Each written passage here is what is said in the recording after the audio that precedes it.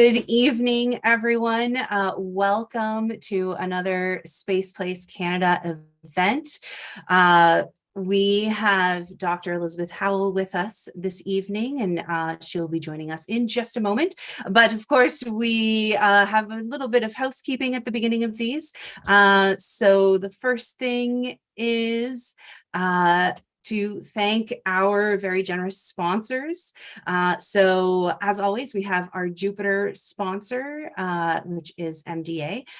We are working on a different platform this evening, so I'm going to start with a screen share. There we go.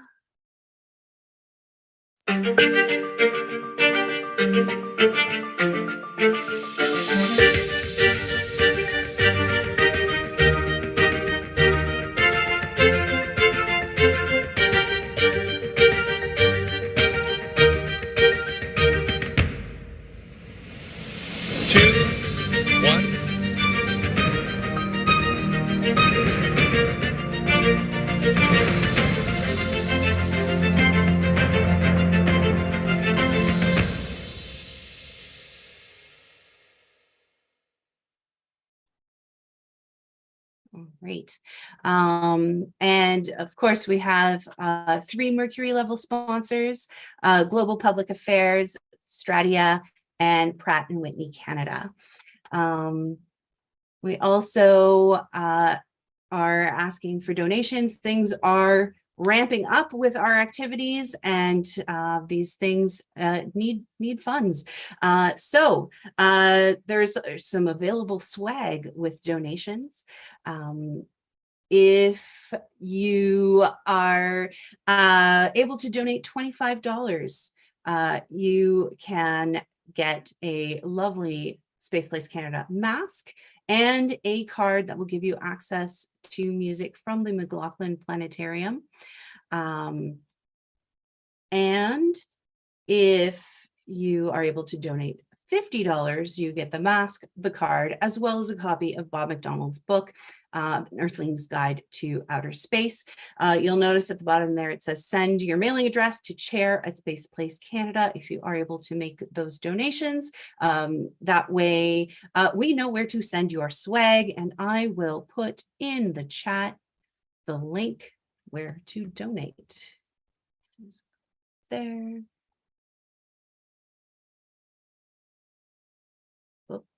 Clicked on the wrong thing. I will do that once we've started the talk, and I can concentrate on that fully, or perhaps one of the other Space Place folks can do that for me, but it will be in there soon. Okay, so that is it for the housekeeping. Let's get to the exciting part of this evening, which is the talk from Dr. Elizabeth Howell. Dr. Elizabeth Howell, PhD, is a space writer and instructor who once participated in simulated Mars mission. She first got interested in space as a young teenager in the 1990s after watching the movie Apollo 13. After years of support from family and her clients, Dr. Howell writes about space for a living. She's written 4 books, and her work appears in places like CBC, SpaceQ, Space.com, Inverse, and Forbes. She also teaches space and astronomy for several post-secondary institutions. As a Trekkie, Dr. Howell supports diversity in all forms and seeks to follow the prime directive when making life decisions. You can follow her on Twitter at Howell Space. Thank you for joining us, Dr. Howell. Welcome. Thank you for that warm welcome, Julie, and everybody else here at Space Place Canada. It really means a lot to me to be speaking to all of you. So do I have your authorization to begin? You do. Excellent. Okay, so assuming that the technology is going as planned, we'll get started. I would like to acknowledge, first of all, that I'm delivering this talk from Ottawa, the unceded territory of the Algonquin people. And this will be a bit of a journey through time and through space, literally, to be talking about how our Canadian astronauts have been contributing to the international community. And I'm basing this upon my 2018 book, 2020 book rather, Canadarm and Collaboration. It began in 2018 and it's been a nice baby since then. And if you want to hear more about it, I'd be glad to share that after the talk. So, the journey of Canadarm and Collaboration, as I said earlier, began in 2018, and that was a very exciting year for Canadian space research. And so you're looking here at a launch. That's the launch of Canadian astronaut David Saint-Jacques. And he was going to the International Space Station for a mission of about 6 months. And his mission, as it turned out, we didn't notice at the time, but it really sparked a new era in how Canadian space is working. So while he was there, while he was still in space, Canada committed to supplying the Canadarm3. So that's a new robotic arm that's going to be going on a NASA space station that's called Lunar Gateway. It's a deal that will also put Canada, some kind of Canadian astronaut, on a moon orbiting mission. So there's going to be a crew going around the moon with Artemis 2 somewhere around 2024 or so, and a Canadian will be on board that too. But of course, we didn't know that. None of the reporters that were following the mission knew this back in 2018, right on the day of the launch in December. All we knew at the time was this was an incredible trip to watch David fly into space. And nothing was going right for us, unfortunately, at that time. Despite the fact that the launch was going smoothly, there were other, shall I say, factors that were influencing our experience. So the Canadian Space Agency, or the CSA, as you're going to hear me call them within this talk, they generously invited a few of us to fly all the way out to Baikonur, Kazakhstan in 2018. And so you can see there the rocket that was getting ready to launch David into space just a couple of days beforehand. And so Kazakhstan is it's where a historic Soviet Union center is basically located. And Russia still uses that center called Baikonur to fly its human space missions today. It also, at the time in 2018, was the only ride for Canadians to go to space because, as you may know, there was an American space shuttle that had retired back in 2011. So they were waiting around for a few new spacecraft, and this was the only ride in the meantime. So a lot has changed, obviously, since that time. But to bring you back to that very cold day in 2018 when this NASA picture was taken, we were there, but just barely there, because the reporters flying from Moscow, our plane was delayed due to a number of problems. So then we had to take an overnight bus ride to get to that launch sequence that you're seeing there, the rocket being rolled out. And so, as you can probably imagine, very quickly we got cold, tired, and rather cranky, admittedly. And oh yeah, I forgot to mention how cold it was, minus 20 degrees Celsius. And I realize that anybody in Saskatchewan or similar might be laughing at me, but for most of us, it was a fairly chilly experience. So nobody was behaving right, including myself, and it just was not a good first few hours to our time in Baikonur. However, while we were complaining, the person who was under the most pressure that day was full of grace. And so you can see David here talking to his family for the last time before heading to the launch pad. That was a day or so later. Every one of those children you see in the picture was so well behaved. And in fact, later, after David came back from space, I told him that they were better behaved than the group of us adults. And he said, that's because of Supermom. So you can see Supermom in the picture, his wife, Véronique Morin. She's a medical doctor as well as David. The whole family, I have to say, was quite generous with their time during this remarkable sequence of events and in, as I mentioned, fairly adverse circumstances for some of us. And so I learned so much about how to be behaving in such experiences from this example. They just were extraordinary. Now, this doesn't come by accident, by the way. So David was in direct training with the CSA, remember, the Canadian Space Agency, for about 10 years before he flew to space. So in other words, he was selected, and then there was a long period of time, 10 years, until he actually got to fly. So before that, before he was selected as an astronaut, he had many careers. He served as a doctor in Canada's remote north. He's also an engineer and an astrophysicist. So while packing in what seems like about 10 careers into only half a lifetime, he's also learned a lot about operating in remote environments. And he speaks several languages fluently. So there you go. Even before he applied for the job, he knew what to do. You could see that he already had a sense about how to perform work, even under difficult circumstances. And so he and everybody else like him represents Canada so well. And I am so proud of our Canadian astronauts for that reason. So where does the story begin? It's hard to pick a good spot, but the simplest area, I think, will be with the Chapman report. And no, I'm not talking about some 1960s film with Jane Fonda, for those of you of a certain age. Rather, I'm referring to a 1967 study, fundamental to understanding how we operate about space here in Canada. It consolidated decades of research that Canada already performed before the 1960s in the upper atmosphere. And it made a strong argument, essentially, for us to be continuing to contribute to space science. And that includes what you see here, which is Alouette. So that's our first satellite. And it was the beginning in so many ways, but it also was a continuance in so many others. It was after many decades of all this research, right? The report itself, the Chapman report, is so important, as well as the author who wrote it, John Chapman, that the CSA named their headquarters after him. So that goes to show you how much we think about him here in the community. So this report was really probably the first major study to help us understand where Canada should go next in space. So where do we go? The challenge with Canada's space industry always has been distance and money. So we're a big country with a small population, and that also means obviously a small tax base. And so we need to be leveraging our bets very carefully. We need to pick high performance technology to make a big contribution with the money that we have. And so in 1974, one of the best bets that we made, in my opinion, being a space person, was Canadarm, which you can see here.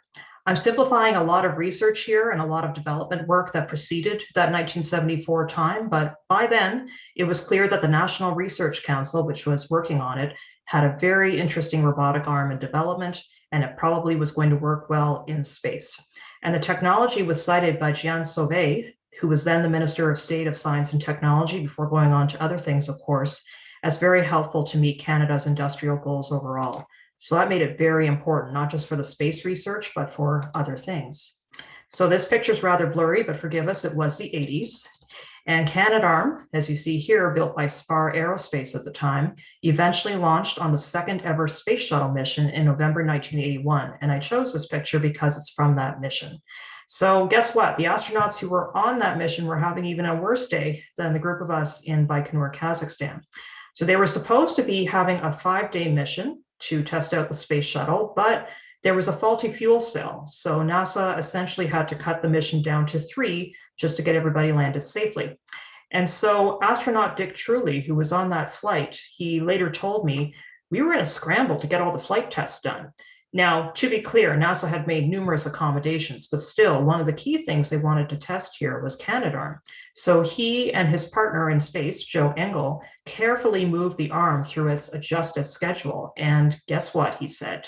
Truly said it worked like a champ. It was a great success as a test flight. So they were able to come back, even though everything hadn't come to plan, and say that Canadarm was ready to begin the next phase. So here we are again. How successful was Canadarm? So NASA felt it was essential to shuttle operations because back in the 1980s, they had this vision of capturing satellites in orbit, servicing them, and then releasing them back, so to speak, into the wild. And this worked really well for big science missions like Hubble, which you can see in the picture here. And earlier in the 1980s, a few commercial satellites were repaired as well. And those are really neat missions, if you ever have the time to read about them. Included the first and only, to my knowledge, 3-person spacewalk. Very, very cool. However, NASA decided to call most of these repairs off around the late 1980s. It was after the Challenger incident of 1986. And so what happened was there was a shuttle called Challenger. It launched, and then unfortunately it broke up very shortly after that launch, and it killed 7 people. And so after that point, NASA reassessed a number of its space programs and figured out they wanted to take fewer risks in some ways. And so that was a big turning point in agency history, but Canadarm still had use. There were still other things that it could do. So Canadarm became essentially an all-purpose robotic handyman for the space shuttle. So it still was performing a number of great science work out in space. It also helped, of course, to build the International Space Station much later in the 1990s and beyond. NASA also used it to improve shuttle safety, and that's because, unfortunately, there was another space shuttle that had an accident in 2003 and killed another 7 astronauts. And I realize it's very harsh for me to be talking about death, but the other thing to realize is that space is risky and that we have to take responsibility for protecting folks as best as possible. So this is something that NASA thinks about every day, and if you're in the space business, as I am, you should as well. So anyway, what you're seeing here is the solution to that issue. They determined that there were a number of problems that made that shuttle have issues, but one of them was broken tiles on the belly. So what they decided to do was to take Canadarm and to use an extender based on Canadarm and scan underneath the shuttle's belly with this incredible camera, also built by a Canadian company. And so their procedure was actually quite well done. And the shuttle finished its program in 2011 with no other major incidents. So every single time they'd go into space, they'd go and scan the belly and then come back to Earth. So Canadarm was so successful that it generated a lot of spin-offs. And the most famous is Canadarm2, which you can see here. And it also helped with space station construction. Canadarm2 and Canadarm often worked together in those days. And even today, Canadarm2, that's the newer one, it still is around. It's been performing very, very well for a couple of decades now. It helps astronauts with repairs, and it also is working on a number of station expansions, including a brand new one with Axiom Space, but more about that later. The cool thing is how this arm was repurposed, however, because first we were thinking, hey, we'll get it up there for some space station missions and support the astronauts in their spacewalks. But then starting in 2012, it got a new task, which was capturing commercial spacecraft. So as these spacecraft would come in and carry a bunch of cargo to the station, Canadarm2 would berth it. That means that it would catch it and then reel it into the space station with help from astronauts. And so nobody thought back in the 1990s when we were putting Canadarm2 together that this was going to be an outcome, but here we are. Again, it shows you just how flexible this technology is. And moving even further into the future, we've got Canadarm3. So you can think of all of these Canadarms as our space currency, and Canadarm3 is just in pictures right now, but it's coming together. It's important because we've committed to NASA another generation of robotic arms. So as I said, it's going on that Gateway space station, and it's going to really help with monitoring and helping that space station stay healthy because it's all the way out at the moon. And so by contributing robotic technology like this, we give our astronauts seats on future NASA missions. And this has been a perfect arrangement for our country for the last 40 years. And there's other spinoffs too that I don't even have time to go into concerning brain tumor surgeries, mining, other places where you might need a robotic arm. And I think that all of these spinoffs and Canadarm3, and maybe there'll be a Canadarm4 one day, whatever we see, I think it's going to be very exciting for the next 40 years. So before we can talk about the future of Canadian space flights, however, I need to address more about the past. And so the first Canadarm back in 1981, that was a very, very successful mission, considering all the obstacles those astronauts faced. And it was so successful that Canada had a recruitment campaign to get its own astronauts up there. And I say finally, only because NASA have been trying to get us up there for years. And if you'll read my book, you'll see that there were a few attempts. One of them actually got lost on somebody's desk, unfortunately, due to adverse circumstances. But everything came into line eventually. And the first person that went into space for Canada was Marc Garneau. That's him on the left there. Garneau's a very interesting individual, by the way. You see him there with his crew. Today, he's with the Liberals. He was a Liberal cabinet minister as well, and a president of the Canadian Space Agency, even after he retired from being an astronaut. So he's still going. He flew into space quite a few times, by the way, but this first flight, this one back in 1984, was historic. Everybody in Canada was very excited, as you can imagine, and they wanted Garneau to say a few words up there while he was in space. But he told me he was feeling a little bit paralyzed. So let's look at the dynamic here. He was about 34 years old, so that's relatively young, start of your career, not too much after it. And some in the NASA astronaut office were saying that he was cutting in line because there were all of these Americans from the Apollo years back in the 60s and 70s and beyond wanted to get their turn. Now, that argument is a little simplistic. There's international agreements that had to sort of be considered there, but all the same, it must have been extremely difficult for him to manage. But he persisted. He represented Canada valiantly, even overcoming some personal difficulties to get back up there to space twice. And his presence really helped open up the floodgates for future Canadian astronauts. Now, to be honest, we've had so many astronauts, and it seems more are going up there almost by the month, that I'm not even going to have time to read or talk about all of them. But again, if you read the book, you can see the sequence of everyone who flew up there between 1984 and 2018 or so. And as I'll mention in a little bit, I can give you a couple of updates so you can append that somehow to your reading. Next, I'd like to talk about Roberta Bondar. So she was the second Canadian in space, and I was very, very lucky to meet her as a kid in 1992, shortly after she landed on the space shuttle. Now, she also had a tough time getting up there. With her, it was because she had to go before this international board, and it was choosing between her and another really well-known Canadian astronaut named Ken Money to represent Canada's medical research and to be participating and pushing it further up there in space. So when Bondar actually flew and got up there, her medical experiments helped scientists assess how space flights of a few weeks affect your body. Now, we're still working on this, but even back then in 92, she was looking at how the vertebrae in your spine expand during spaceflight, which can cause back pain. So it's essential to get that addressed to keep yourself going while you're up there. Now, after Bondar landed, things got tough for her yet again. It was extraordinary. So she was in the middle of a massive tour in Canada. She visited the Science and Tech Museum here in Ottawa, where I happened to see her. She went to Parliament Hill. She took pictures with the Prime Minister back then.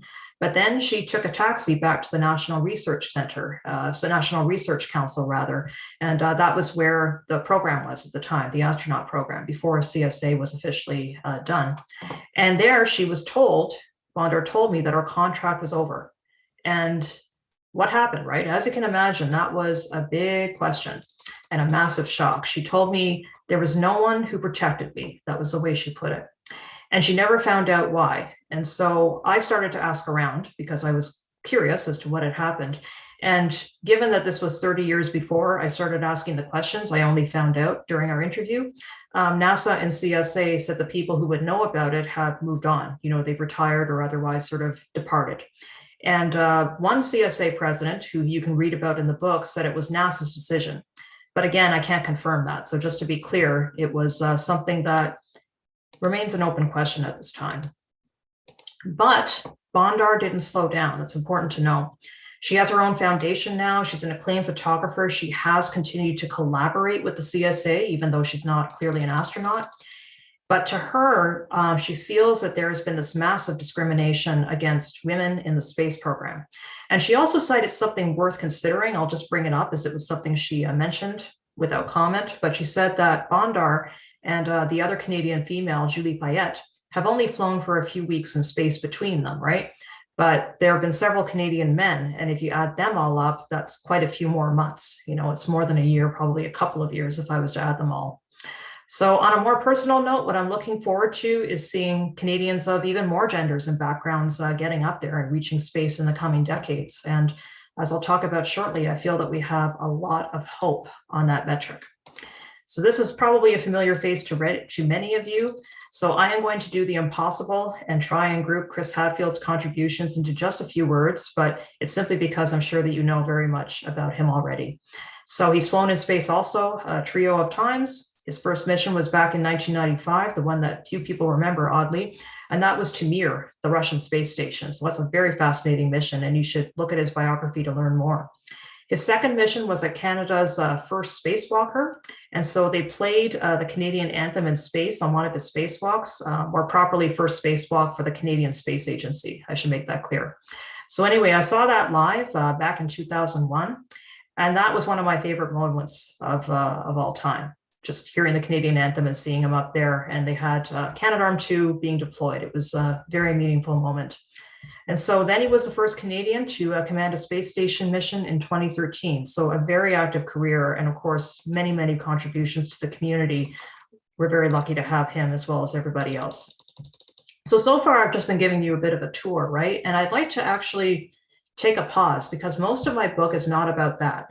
We have covered our Canadians so well in space, but I'm really interested in what astronauts are doing in between that, because they do really fun things on the ground. I mean, look at this image. It makes me think of that Tom Hanks movie, Castaway, where he was stranded on an island. Look at what I've created. I've made fire, right? You can just see it on their faces. They're in some remote environment figuring this out, right?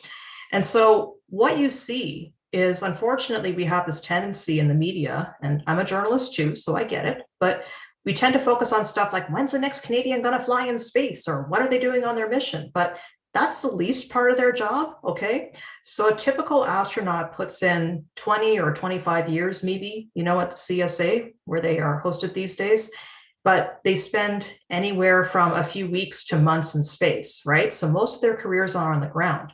So what I really wanted to find out in the book is what kind of things they're learning and how that contributes to our understanding of future missions. And so here you can see Jeremy Hansen. He's one of our 4 current astronauts. He's practicing in what's called the Neutral Buoyancy Laboratory. And that's a ginormous pool at NASA in Houston that includes a model of part of the ISS, the International Space Station. And astronauts practice spacewalking in here basically from the time that they are assigned as astronaut candidates. And later on, as they get more experience, they use this NBL, that's what they call the pool, to figure out the best way to position people on a spacewalk. So no spacewalk is improvised. You have to understand that every maneuver, every tool twist, everything that you see on camera, that's also lucky for us these days, it's rehearsed by astronauts on the ground before somebody does it for real. And so this keeps our crews safe, and it also keeps our spacewalks running on time, because with limited oxygen and limited time, you want to get your people back as soon as you can. And then here you can see Jenny Sidey-Gibbons. And so she's another one of our current astronauts, and she's working here as the CAPCOM, the capsule communicator more properly. And so all astronauts take turns talking to people in space as that communicator. So that is important, because there's this understanding at NASA that goes all the way back to the beginning of their program in the 1960s, that nobody knows space like an astronaut. So ever since that time, ever since we started launching people up there, astronauts have been the main communicators with their counterparts in orbit, and obviously when we have the chance, even beyond. It also gives newer astronauts who haven't got the chance yet to fly in space a chance to be in a space mission and to contribute and to learn about how these things work. And so the benefits are accruing to both sides of the table. Next, let's go up with Josh Kirkick. So he is practicing in a remote environment. So you can see that he's working here in a cave. It's a really cool program called Caves. Look it up sometime, where they're working in Sardinia. And then for us, when we were on our trip in Kazakhstan, he was there handling a lot of the logistics for the guests. And so he's a very talented individual as well. So there are many goals when an astronaut gets put into a remote environment like this cave, or if they're underwater, like you saw earlier, or maybe in a national park on some kind of a extended hiking expedition for a week or two. The first is to stimulate danger, because they want to know how to handle it before you get there, before you get up to space, because it's a safer environment on the ground and you can more easily get home, right? But the second, and perhaps more important thing to realize, is that when adverse situations occur, rely on your crewmates. Rely on your crewmates and work together to find solutions. And that was the missing piece that I and probably some of the others in Kazakhstan missed during our bad trip out there. So I think that if we had worked together more as journalists, it would have been a much more pleasant experience. And so the next time you're concerned about your group work at school or at your workplace, think about that. Think about how astronauts lean upon each other and work to find a solution to help you out. So here's David again. In between all of this other work, of course, the astronauts do a lot of public relations. And so their job is to represent Canada in the space community. And so you will see them do engagements at schools, for example, to drive interest in science, technology, engineering, math, all of those critical skills. They also work with policymakers to help everybody understand the importance of space, much like what your organization does too. Occasionally, you may see an astronaut assigned to some kind of a special research opportunity, or to go and be in senior management at NASA. There have been so many of these assignments that I can't even begin to catalog them, because it seems like every astronaut has had many of these roles. So that is always a good thing because it then deepens the collaboration between Canada and between our other countries. I should also make it clear that there are a couple of astronauts that have been at NASA who have dual citizenship. So in other words, they are both United States and Canadian citizens.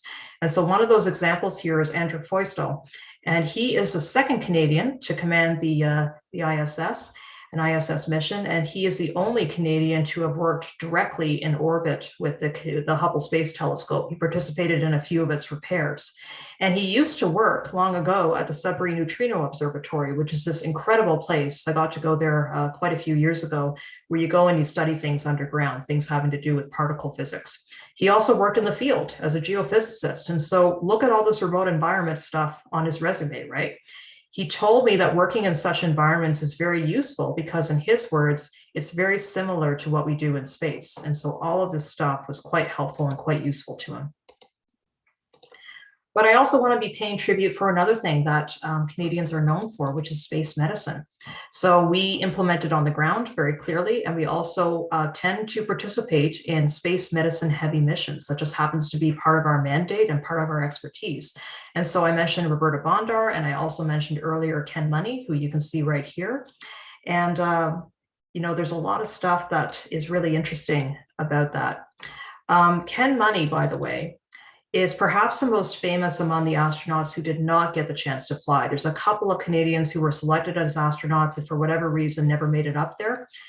He aged out. I think that's sort of the issue that he faced, and it was partly related to the Challenger incident. So he was a medical doctor and really helped people better understand more about how space sickness arises. And on the ground, he treated dizziness using an experimental surgical operation. And I'll read it here: semicircular canal plugging. And so that's one of the methods by which he was trying to address it. And apparently it was quite useful. Another doctor up there is Dave Williams. I have to pay tribute to Dave. He's been my co-author on one book and will be soon on another one about space medicine, so watch out for that. And one of the things he is most proud of, though, having got to know him a little bit, is the Mission Neuro Lab. And so that team, that space shuttle team, worked on 26 experiments in a very action-packed mission to better understand how the nervous system behaves. And it was NASA's contribution back then to what was called the Decade of the Brain. And that was chosen to, in Dave's words, focus on the most complex and least understood part of the body. So we really appreciate that service, Dave. And they have a wonderful report you can read if you're interested in diving online into the archive. Space medicine is going to be essential for working on the moon and eventually on Mars as well. We need to better understand how the human body is performing and the stresses that can pull on it during spaceflight. There are all sorts of problems that people are trying to solve. So they already tackled a big one. We used to worry about bone mass loss or bone mass density decreasing while we were up there, but we have better exercise procedures. We improved our equipment, we ran a lot of experiments, and now we're feeling a lot better about that issue, although obviously we still keep an eye on it. And doctors are still trying to understand a few more things. So one question that people are very actively working on is how eyes change in space. And there are a lot of hypotheses that have been put forward. We know that some people have vision changes, but the hypotheses are still kind of being thrown around. It could be blood pressure, carbon dioxide concentrations, or something else. But we're learning a lot about it. And the people that I've talked to are very confident that we're going to be finding some solutions fairly soon. And then let's talk about here another one of our doctors, Bob Thirsk. So he was one of the few Canadian astronauts that have been on a long duration mission, being up there for 6 or 7 months in space, following a course, decades of research back here on Earth. And they practice a lot of meaningful things for their health. And it's not only about the physical health, but also about the mental health.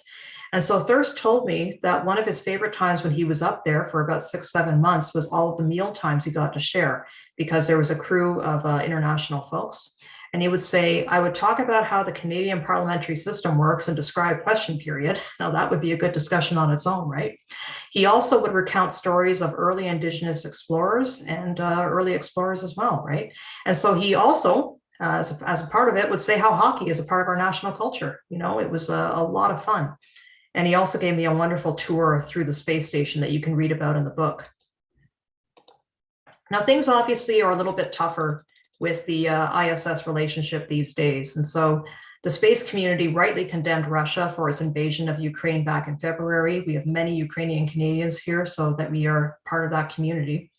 That invasion is ongoing. And as a result, countries all around the world have severed a number of space partnerships with Russia.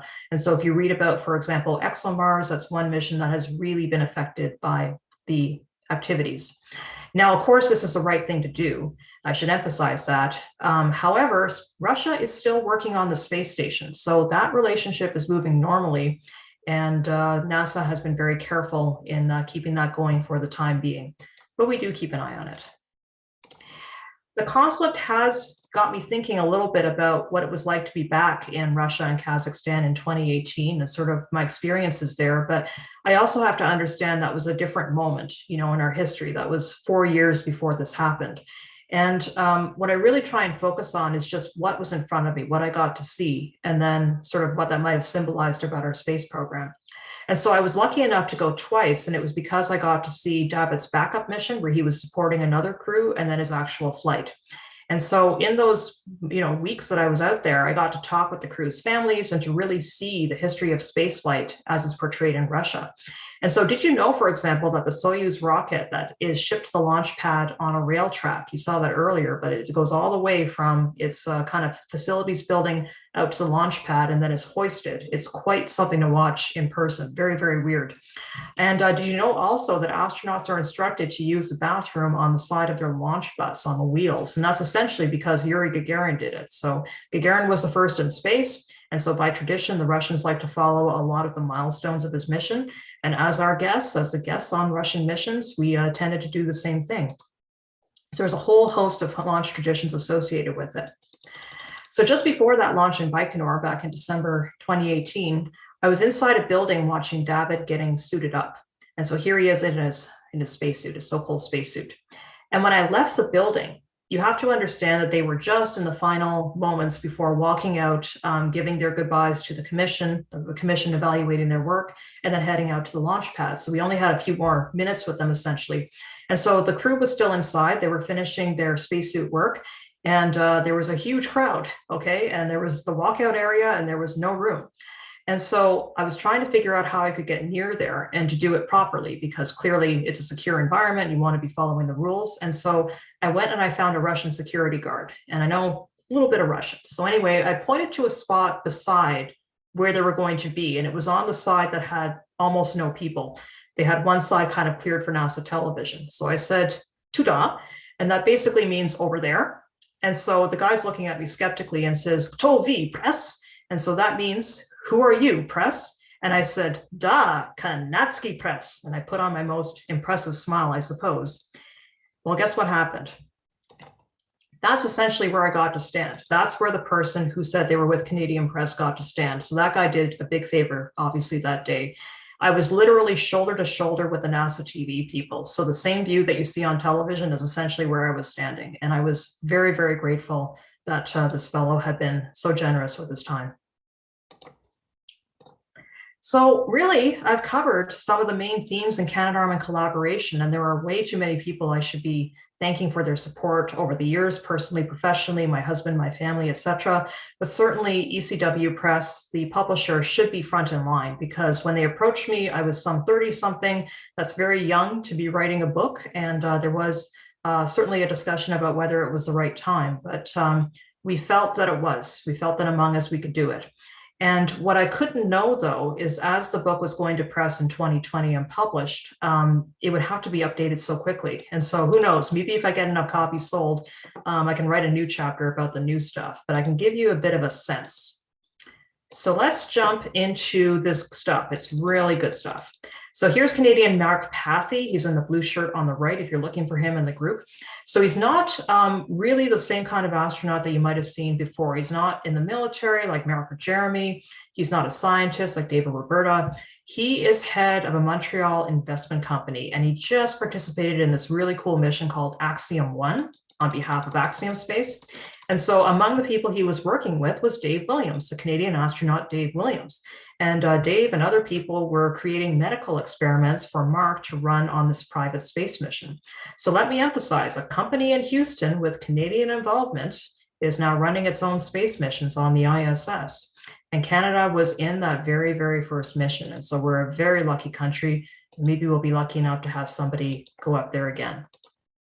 Speaking of the final frontier, yet another Canadian went to space last year. That was via a space tourism company. So that one's called Blue Origin, and it launched William Shatner, yes, Captain Kirk of Star Trek, and Denny Crane, to suborbital space for real. So the Star Trek captain got to be a real life space person for a few minutes. So Shatner was about 90 at the time, and you can see him here a few years earlier, still looking very jaunty in a cowboy hat, and that's essentially his attitude. He's quite robust and quite healthy. And he's by far the oldest Canadian to fly into space. He's probably one of the oldest to ever fly to space. He was only there for a few minutes, but he came back and was quite moved by how fragile our planet looked. He said, "There's this little tiny blue skin that is 50 miles wide, and we pollute it, and it's our means of living." So he seemed a little bit shocked and wanted to think about how to address that further in the future.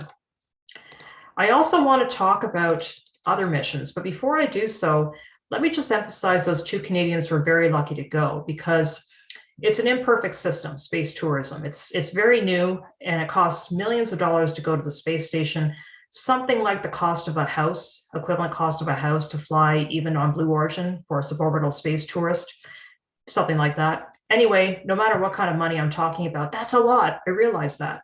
So it's money that most of us don't have, and we're sort of in the early stages of figuring out how to get around that. But I'm more encouraged by efforts like Inspiration 4. And so you're seeing here an American, Sion Proctor, the pilot for the mission, and please look her up. There's not really a lot of time to talk about her, but she is extraordinary, an ambassador for NASA, an ambassador for science, technology, engineering, and math, and a very, very good person to learn about.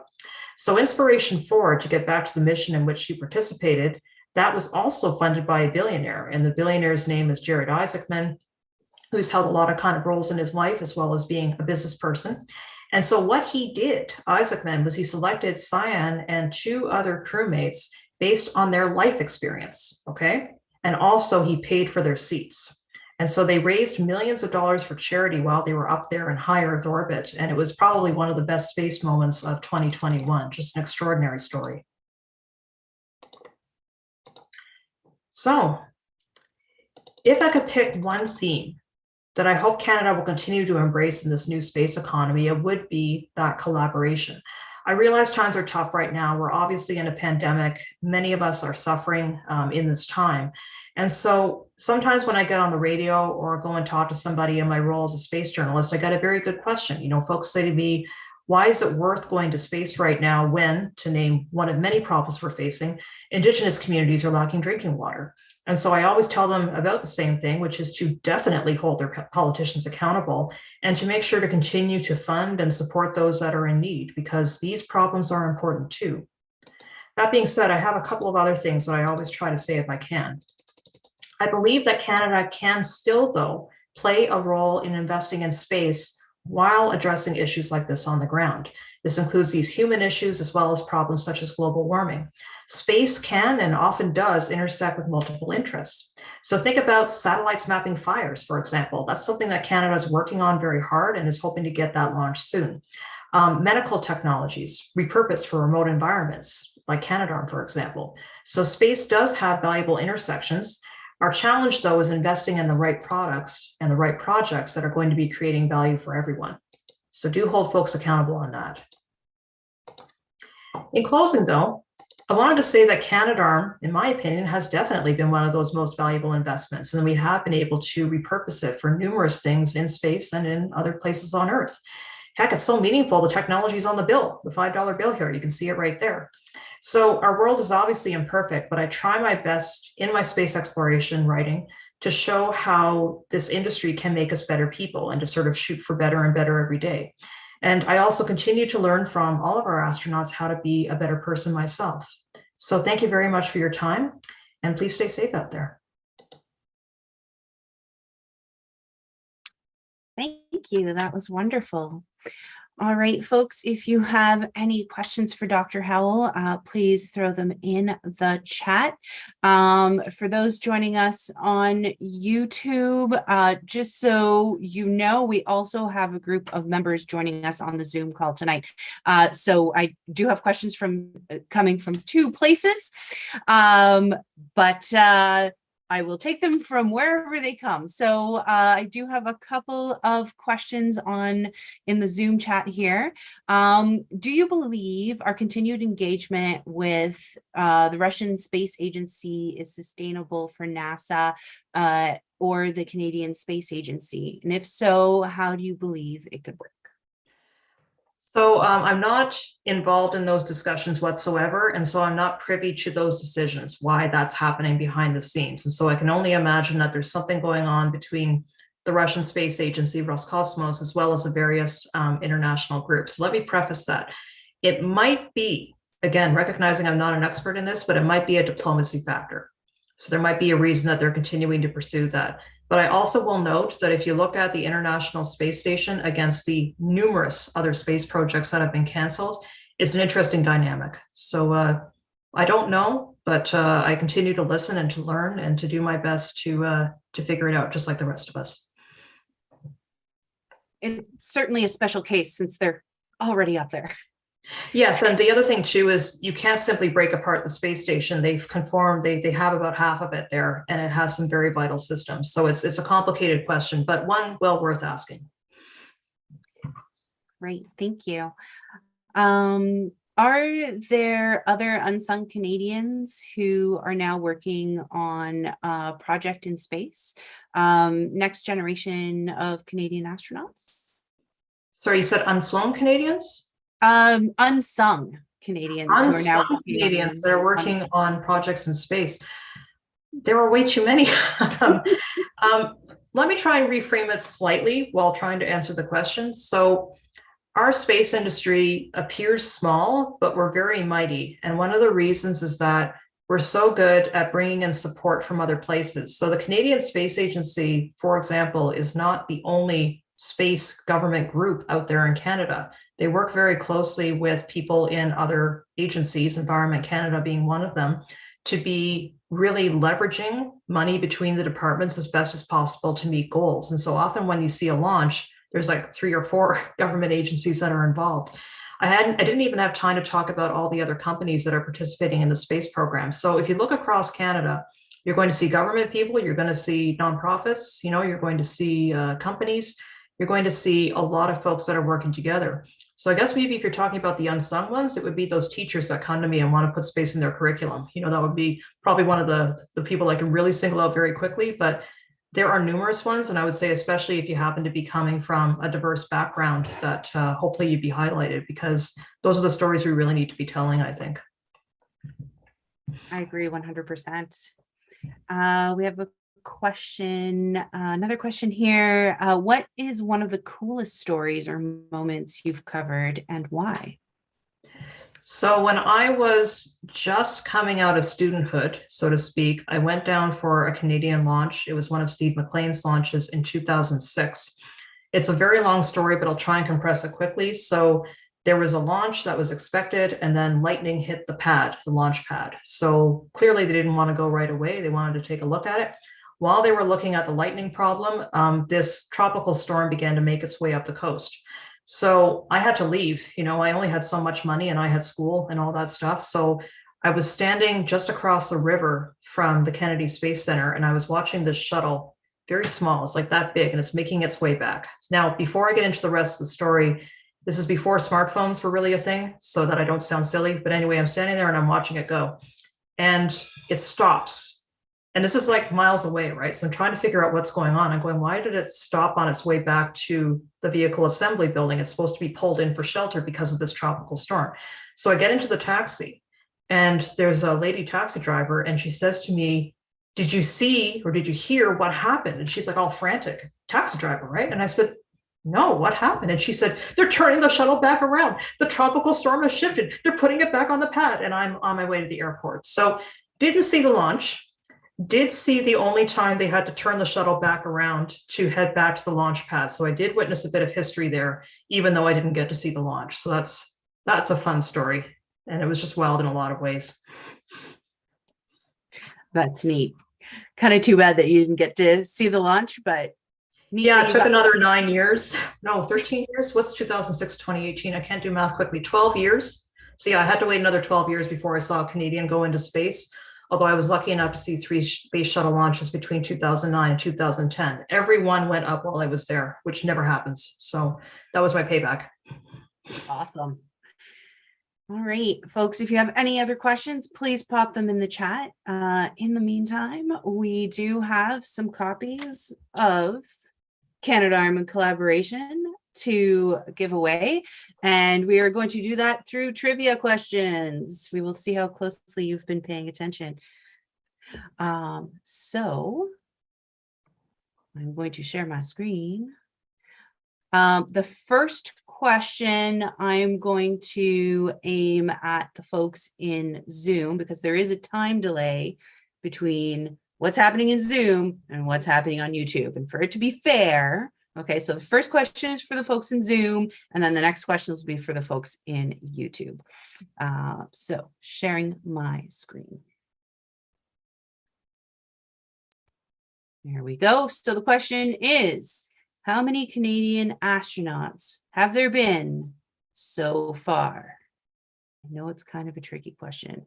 I'm going for like space agency astronauts, not space touristy astronauts. And that's a good clarification, because remember Andrew Feustel, right? You know, NASA astronaut, Canadian. That's something that a few people tend to forget from time to time. And any space agency here, not just the Canadian. Okay, because I'm trying not to give anything away. So yeah. And I need to pull up the chat so I can see the answers coming in. Whoop. All right. Tom, good job. I think I counted right. The answer is C, 14, because if we count the 2 that were NASA astronauts with Canadian citizenship, the total is 14, unless I counted wrong. I'm pretty sure. That was it. Oh, we have a question from YouTube. Will Canada ever try to develop its own manned space vehicles? It's developing an uncrewed space vehicle so far, maybe eventually. The one that it's developing that I feel is really exciting is this Lunar Rover. It doesn't have a name yet, as far as I know, but the Canadian Space Agency plans to launch this wee thing in a few years to be looking for water. And the water is in permanently shadowed craters where the sun can't reach.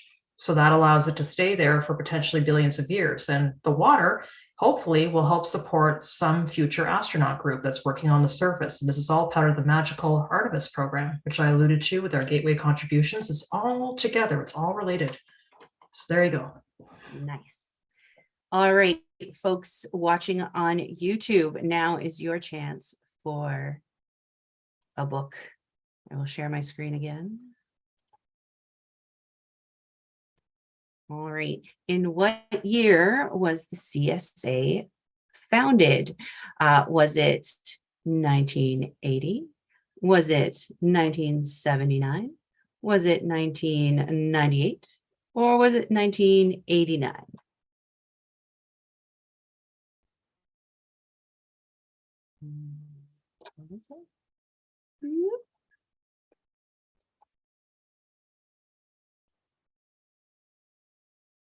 I'll just give folks time to get an answer in. It's also moved cities at least once, which is pretty interesting. Part of my research for the book was I came across the rationale to move it to different areas, because there was sort of a question about where it should be, where it would be best situated. And it's in a pretty cool spot now, I have to say. Montreal is so dynamic in terms of the number of industries available. So I think that really gives them a lot of access. Did it start in Ottawa? So it's a complicated history that I was trying to allude to quickly. It used to be part of the National Research Council, and then CSA came along and took management of the program after that, after the mysterious date that I'm trying not to allude to. Mark Downing was the first one with the correct answer. Was indeed 1989. Excellent. Okay, and we have one more copy and one more trivia question. And this one's a little self-serving, but I put it in anyways. All right, I'll explain why it's self-serving. Which hospital was Dr. Dave Williams the president and CEO of until retiring in 2017? Was it South Lake Regional Health Center? Was it St. Michael's Hospital? Was it the Children's Hospital of Eastern Ontario? Or was it Montreal General Hospital? And while folks are thinking, somebody put up a great thing in the chat. I didn't mention the Black Brant suborbital rocket. And so that is a huge fleet of rockets that over the decades, we're talking many, many decades of work, have been trying to study the upper atmosphere. And so again, if you pull up a copy of the Chapman report, you'll see the early work that they did, and it kept on going. So don't count out suborbital research and balloon research. That's also very, very helpful, and Canadians are involved in that every year.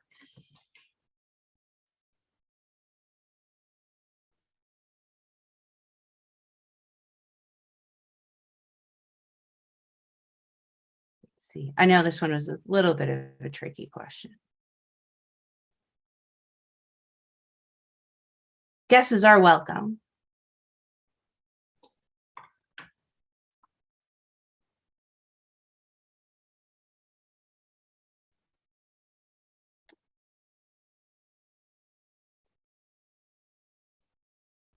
Yes, Mark, you are correct. It is South Lake. And the reason it's self-serving is because that's the hospital in Newmarket. I live in Aurora. I gave birth while he was CEO, and it's just kind of neat that when my son was born, the CEO of the hospital happened to be an astronaut.